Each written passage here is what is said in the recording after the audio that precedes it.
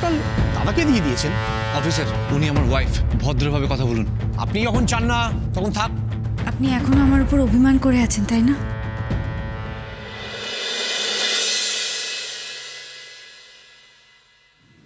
আমাকে কেউ দোষারোপ করলে সেটা তো আপনি সহ্য করতে পারেন না, অথচ আমার থেকে এভাবে মুখ ফিরিয়ে থাকতে পারেন। ইরাবতী, আমি কোনোদিন ভাবতেও পারিনি আপনি আমাকে মিথ্যা কথা বলবেন। আমি কোনোদিন আপনাকে মিথ্যে কথা বলিনি। এই বাড়ির কথা বলছেন তো? এই বাড়িতে আসার পর আমাদের মধ্যে এই বাড়ি নিয়ে আসলে কোনো কথাই হয়নি। সেটাই তো প্রবলেম। আপনি বাড়ি ভাড়া দিচ্ছেন, এগ্রিমেন্ট করেছেন, এসব আপনি বলেননি কেন? কেন আমাকে না জানিয়ে কাজটা করলেন? এটা কি আপনারও বাড়ি না? হ্যাঁ হ্যাঁ, এটা আমারও বাড়ি, কিন্তু সবকিছু এভাবে টেকেন ফর গ্রান্টেড করে নেওয়া আমার অভ্যেস নয়। আমি তো আপনাকে আগেও বুঝিয়েছি যে আমি চাই না আমার পরিবার কারোর দয়ায় থাকুক। আমার পরিবার কারোর কাছে সাহায্য কেন নেবে? ধরুন আমি যদি কোনোদিন না থাকি, মানে আমি বলছি যদি কখনো এরকম হয়, তাহলে আমি চাইবো আমার পরিবার তখন স্বনির্ভর হোক, নিজেদের দায়িত্ব নিজেরা নিক। এতে তো সবচেয়ে ওদেরই ভালো। আপনি মনে করে দেখুন, আমি আপনাকেও এই কথাটা বুঝিয়েছি আগে। মিস্টার চ্যাটার্জি, আমি বাড়ির ভাড়াটা দিয়ে দিচ্ছি মানে আমি আপনার উপহার নিচ্ছি না তা নয়, আপনাকে অসম্মান করছি সেটাও নয়।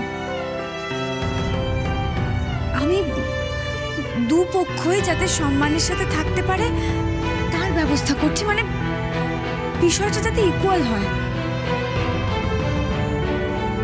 আপনি তো অনেক করেছেন আমাদের জন্য, আপনি আমার জন্য, আমার পরিবারের জন্য অনেক কিছু করেছেন, কিন্তু একটা মানুষের কাছ থেকে উপকার পাচ্ছি বলে সারা জীবন তার উপকারের প্রত্যাশায় বসে থাকবো?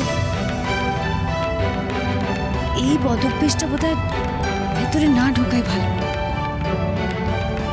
মিস্টার চ্যাটার্জি, আমি যা করেছি আপনার আর আপনার পরিবারের সম্মানের জন্যই করেছি, আমায় বিশ্বাস করুন। আপনি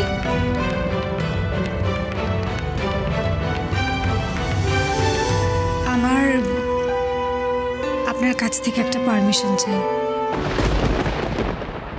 বলবো? আমি আপনাকে পারমিশন দেবার কে?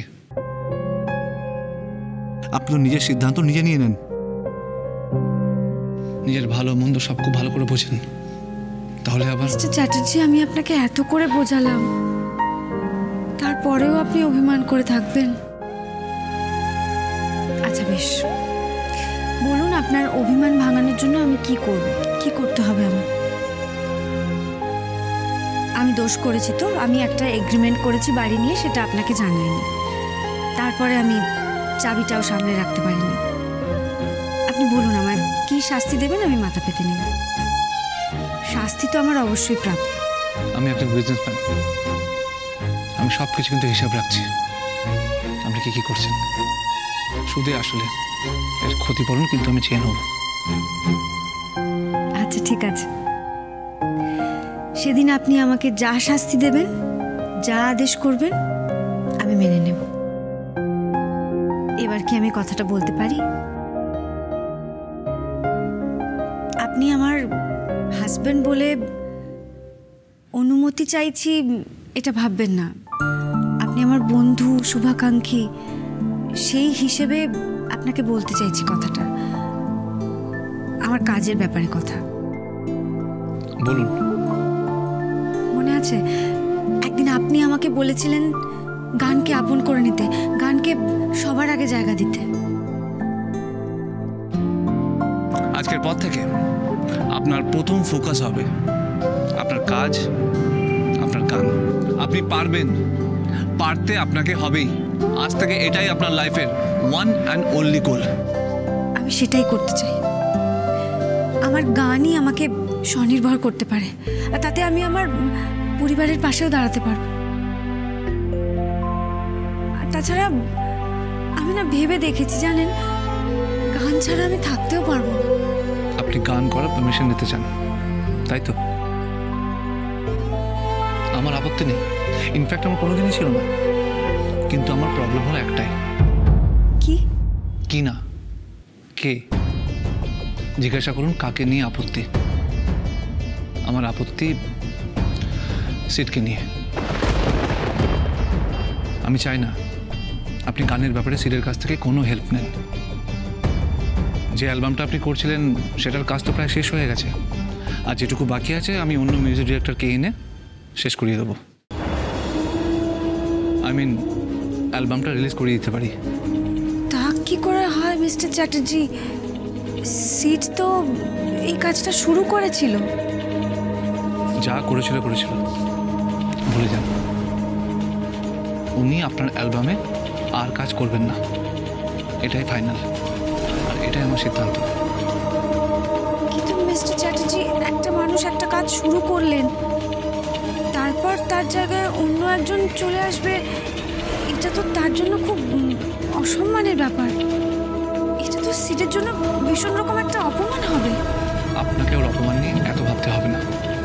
কিন্তু মিস্টার চ্যাটার্জি, এইভাবে ওনাকে ঠকানো হবে তো। প্লিজ এটা করবেন না। কাউকে ঠকিয়ে আমি আমার ক্যারিয়ার শুরু করতে চাই না। আমিও তো চাই না সিড আপনার অ্যালবামটা ডিরেক্ট করুক।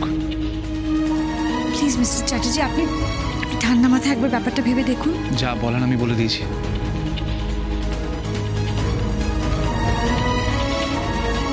তাহলে একটা কাজ করি মিস্টার চ্যাটার্জি, সাহায্য আমি কারোরই নেব না। আমি একাই কাজ করতে চাই। আমি আমার লড়াইটা একাই লড়ব। তার মানে আপনি আমারও সাহায্য নেবেন না? এভাবে দেখবেন না, আমি আসলে চাই একা কাজ করতে, যতটুকু নিজে পারি ততটুকু। তাহলে তাই করুন। আপনি একা কাজ করলে আমার কোনো আপত্তি নেই, কিন্তু সিড না। বেশ, best of luck. Thank you.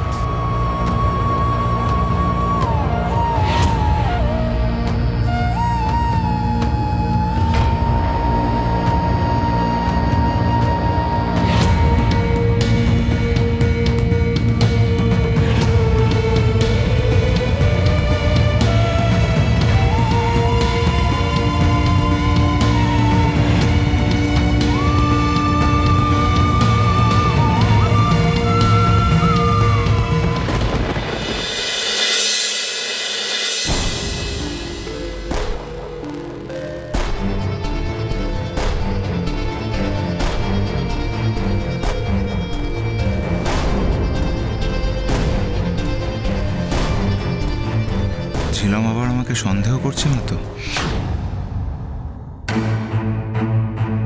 এই ওটা কি তোমার হাতে দেখি? টাকাগুলো নেই কেন? তাহলে কি বাড়িতে চোর এসছে? চোর? কি হয়েছে ঝিলাম? সকাল সকাল চুপ করে রয়েছে, কোনো কথা বলছো না? এই প্রবলেম? সব ঠিক আছে তো? কি আর হবে, কিছু না তো। তুমি থাকতে আমার কখনো কিছু হতে পারে? ব্রত, তুমি মাঝে মাঝে আমাকে ভালোবাসো, আর মাঝে মাঝে একেবারে ইগনোর করে দাও। আমি না ঠিক তোমাকে বুঝতে পারি না, জানো? স্ট্রেস? হ্যাঁ ঝিলাম, এত স্ট্রেস না, মানে এত চিন্তা ভাবনা, স্পেশালি জবটা নিয়ে আমার না ভাল লাগছে না, জানো তো? এই জিমের এই অ্যাকাউন্টেন্টের জবটা আমি জাস্ট করতে চাই না, বিশ্বাস করো।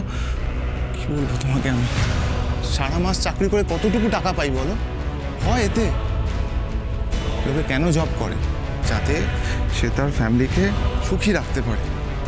আমি যদি জব করে তোমার শখ আহ্লাদি পূরণ করতে না পারি, তাহলে সে জব করার কোনো মানেই হয় না। তোর মন খারাপ করার কি আছে? আর মিস্টার চ্যাটার্জি তো তোমাকে বলেছেন যে উনি ঠিক তোমার জন্য একটা জব দেখবেন। ব্যাস, উনি বললেন না, তুমি বিশ্বাস করে নিলে? উনি মুখের কথা বলেছেন, সারাক্ষণ দেখছো না আমাদের সাথে ওনাদের ঝামেলা হচ্ছে, উনি নাকি আমাকে হেল্প করবেন। আরে ঠিক হেল্প করবেন, আর আমাদের যখন দরকার আমরা ওনার সাথে ভাব করে নেব। শোনো, ওনার যদি সত্যি আমাকে হেল্প করার থাকতো না, তাহলে উনি ওনার অফিসে আমাকে একটা ঠিক জবের ব্যবস্থা করে দিতেন। উনি কিন্তু... শোনো, কোনো কিন্তু না, আমি নিজে ওনার সাথে কথা বলবো। Okay? Really? Thank you darling, love you. Late হয়ে যাচ্ছে, যেতে হবে না?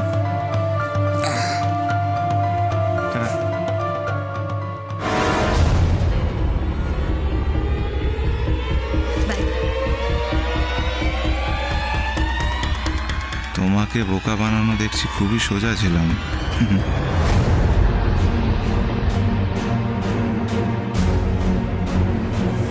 আমি ভালো করে জানি তুমি আমাকে ভালোবাসো না ব্রত, কিন্তু তাও আমি তোমাকে ছেড়ে দেব না, বিকজ তোমাকে ছেড়ে দেওয়া মানে তোমার কাছে হেরে যাওয়া, আর ছিলাম কখনো হারে না।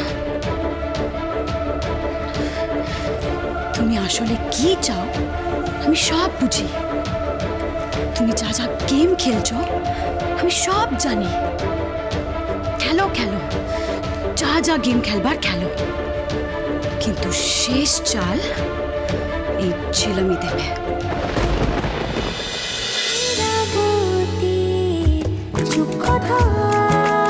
চলো চলো চলো চলো পাল্টাই।